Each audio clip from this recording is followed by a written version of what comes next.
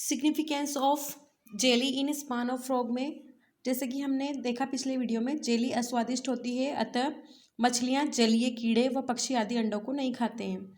Jelly में उपस्थित वायु के बुलबुले अंडाणु को श्वसन में सहायता करते हैं। तेज बहाव वाले पानी में लसदार जेली जलांतक को पत्थरों, पौधों आदि से चिपकाकर इसे बह जाने से रोकती है। निषेचन के पश्चात अंडाणुओं में वृद्धि होती है और इन्हें जेली परस्पर इतना दूर रखती है कि वृद्धि में कोई बाधा नहीं पड़ती है। जेली सतह अंडों को अवरोधक आवरण प्रदान करते हैं जो रेडिएंट एनर्जी और सुरक्षा की किरणों से सूर्य की किरणों से रक्षा करती है। जेली का पाया जाना वातावरण के साथ अनुकूलता प्रदर्शित करता है। रेप्टाइल्स व पक्षी में भी वातावरण की अनुकूलता हेतु अंडाणुओं की सुरक्षा के लिए कवच एवं अतिरिक्त भ्रूणीय झिल्लियाँ उपस्थित होती हैं। इस प्रकार जेली मेंढक के अंडाणुओं के निषेचन एवं परिवर्धन में सहायता करती है, साथ ही सुरक्षा एवं ऑक्सीजन भी प्रदान करती है। फर्टिलाइजेशन, मेंढक में निषेचन जल में होता है, अतः इसे एक्सटर्नल फर्टिलाइजेशन कहते हैं। जल में शुक्राणु व अंडाणु कुछ समय तक ही जीवित रहते हैं, अतः मेंढक में कपुलेशन का प्रयोजन केवल यही होता है कि अंड निक्षेपण व शुक्राणुओं का स्खलन साथ साथ हो और पास पास हो, जिससे अधिकतर अंडाणुओं का शीघ्र निषेचन एल्ब्यूमिन के फूलने के पूर्व हो जाए। एक्ट ऑफ फर्टिलाइजेशन को हम देखते हैं तो अट्रैक्शन ऑफ स्पर्म्स टुवार्ड्स ओवा। जब शुक्राणु अंडाणु के संपर्क में आते हैं तो शुक्राणु अपने सिर से पीतकला पर चिपक जाते हैं। शुक्राणुओं को आकर्षित करने के लिए अंडाणुओं से फर्टिलाइजिन नामक रासायनिक पदार्थ स्रावित होता है। शुक्राणुओं द्वारा एंटी फर्टिलाइजिन निकलता है। फर्टिलाइजिन एंटी फर्टिलाइजिन को आकर्षित करता है एवं यही कारण है कि शुक्राणु एल्ब्यूमिन में तैरते हुए अंडाणु की पीतक कला से चिपक जाते हैं। फॉर्मेशन ऑफ फर्टिलाइजेशन कोन। कई शुक्राणु एक ही अंडाणु पर चिपकते हैं, परंतु सक्रिय ध्रुव एनिमल पोल पर चिपके शुक्राणु में से एक जो सबसे पहले पीतक कला में सिर गड़ा देता है एवं अंदर प्रवेश करता है। शुक्राणु का एक्रोसोम जैसे ही अंडाणु की सतह के संपर्क में आता है, अंडाणु का कोशिका द्रव्य आगे की ओर फूलकर नुकीला उभार बनाता है, जिसे फर्टिलाइजेशन कोन कहते हैं। इसे कोन ऑफ रिसेप्शन भी कहा जाता है। ये एक रासायनिक क्रिया होती है। एक्रोसोम शुक्राणु लाइसिन स्पर्म लाइसिन नामक प्रोटीन पाचक एंजाइम प्रोटियोलाइटिक एंजाइम का श्रवण करता है, जो अंडाणु की अंडकला को गला देती है। शंकु धीरे धीरे अवकलित हो जाता है और शुक्राणु अंडाणु में खिंचा चला जाता है। Penetration of sperm in ovum. शुक्राणु का अंडाणु में प्रवेश रासायनिक क्रिया पर निर्भर करता है। इस कार्य में एक्रोसोम में उपस्थित पाचक एंजाइम सहायता करते हैं। मेंढक में शुक्राणु पूरा ही अंडाणु में प्रवेश करता है। अंडाणु के कोशिका द्रव्य में इसकी पुच्छ पिघलकर नष्ट हो जाती है। यहाँ पेनिट्रेशन पाथ हम देख सकते हैं। पेनिट्रेशन पाथ यहाँ वेजिटल हेमिस्फीयर और एनिमल हेमिस्फीयर, और यहीं से माइग्रेशन ऑफ पिगमेंट। यहाँ से स्पर्म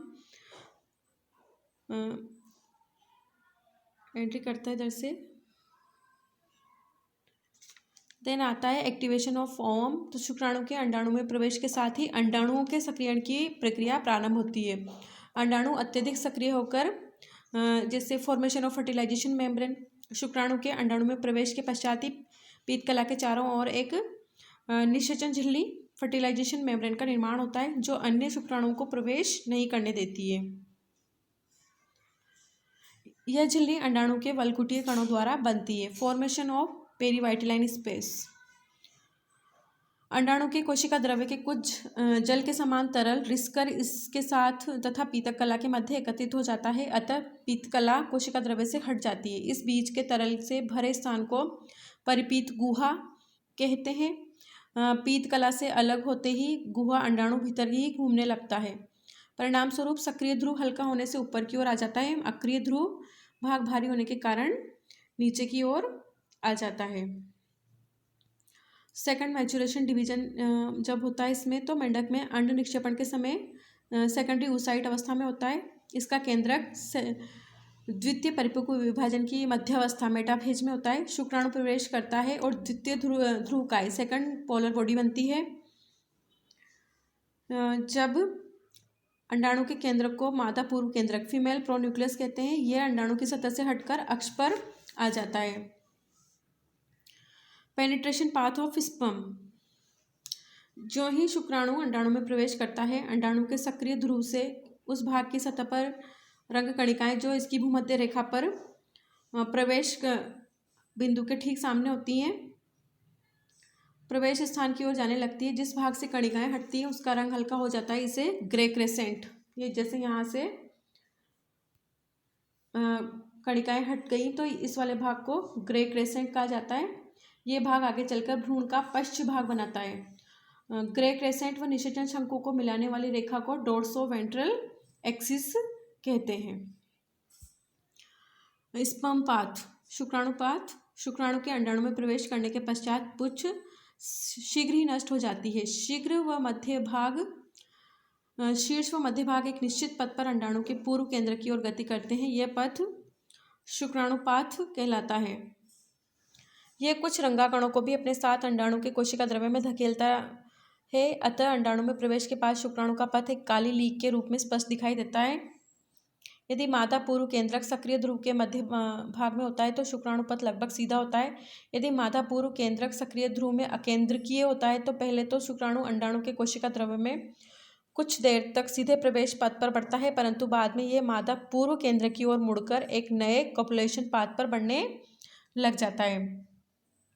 अंत में नर व मादा पूर्व केंद्रक मिल जाते हैं। इनकी केंद्रक कला टूटकर समाप्त हो जाती तथा इनके गुणसूत्र तर्कु पर क्रमबद्ध होने लगते हैं। इस प्रकार अंडाणु निषेचन पूरा हो जाता है और वे युग्मनज केंद्रक बन जाता है।